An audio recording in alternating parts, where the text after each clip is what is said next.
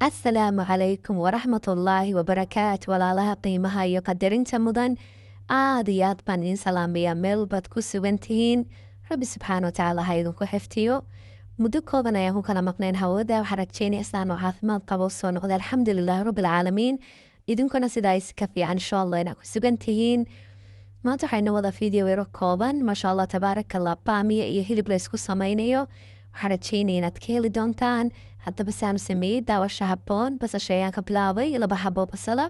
kadib digsigaan dabka soo saaray saliidii waan kusoo shubtay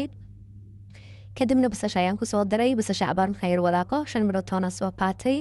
iyadana waan soo tumay kusoo daray maasha allah tabaaraka raxmaan basasha markay badan tahay maasha allah udugba fara badan bay ku siinaya dhadhayaro aada u fiican intaa kadib waxaan kusoo darsaday hilibkeen hore usoo karsaday haddaad jecesha hilibkan bislayna ku dartidna waa isku mid waa caadi intaa markaan isku soo walaaqay waxaan soo diyaarsanayaa sooskii iyo xawaashidii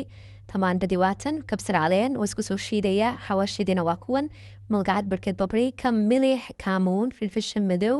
in yaroo huruuda iyo in yaroo xawaasha kabsarta ah kadib waxaan kusoo daray dibsi rumaan malgacad dibsi rumaana tamaandhadiian soo shiidana waatan maasha allah tamaandhada lama rabo inay xoog kaaga jidhaado biyaha kaaga badato inay rasiin tahay maasha allah tabaaraka raxmaan intaa kadib markaan tamaandhada kusoo dhameeyo waxaan kusoo darayaa malgacad tamaandhada shiidana intaas si fiican markay hadan isku dhex gasho waxaan kusoo daraya shaygii muhiimka ahaa aasaasiga ahaa faa'iidooyinka fara badanna lahaa geedkaasi muxuu yahay waa baamiya baamiya dhikarku dejiyaa sonkortu dejiyaa lafa xanuunku u fiican yahay halul istaagu ka hortagaa jidhka wuxuu siiyaa dhalaal qurux badan baamiyaha isla ogaada ma soo koobi kara dan dhammaanta faa'iidadiisan ka hadlaya ma soo koobi karo maasha allah markaan dareebini soo bislaatay waxaan kusoo daray basasha akhdarka ah saambuuska iyo waxaan kusoo daray yaro kabsar caleena maasha allah saas ayuu diyaar ku yahay u kala daadanaya u jilahay dhadhankiisana lagama hadli karayn aragtida iyo dhadhankaba waa ten maasha allah tabaaraka raxmaan waxaan rajeynaya inaad soo tijaabin doontaan videogana ka hesheen si fiican uga bogateen ilahay idinkii hadaylaanta ay la soo gaadheenna aad iyo aad baan idinku mahad celinayaa sida quruxda badan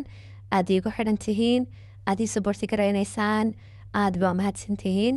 la-aantiin waa abaar waxaan rajeynayaa inaad channelka subscribe-ka saartaan soo lay garaysaan commentiyo qurux badan oo sidiinoo qurux badanna aad ka soo dhiibtaan biidn illaahi ilbaari asxaabtiina iyo familiyadiina iyo dadkaad danaynaysaan ay u baahan yihiin insha allah inay ka faa'iidaystaan xunta karinta iyana